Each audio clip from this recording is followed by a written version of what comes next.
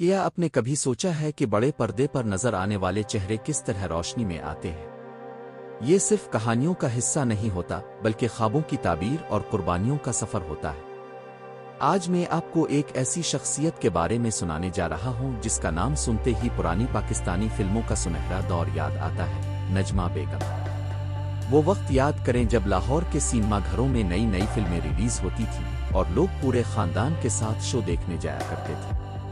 وہ دور جب پردے پر اداکارائیں محض حسین چہرے نہیں ہوتی بلکہ کردار کو جیتا جاگتا روپ دیتی۔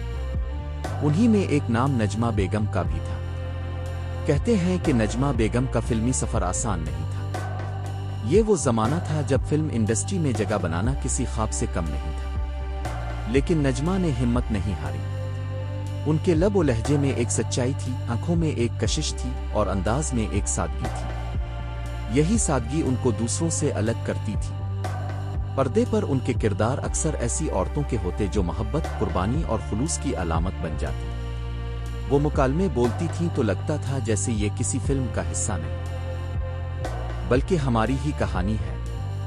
ان کے انداز میں ایک گھریلو عورت کی معصومیت اور ایک مضبوط عورت کی طاقت دونوں جھلکتی تھی۔ لوگ ان کو صرف ایک اداکارہ نہیں بلکہ اپنے وقت کی آئیکن سمجھتے تھے۔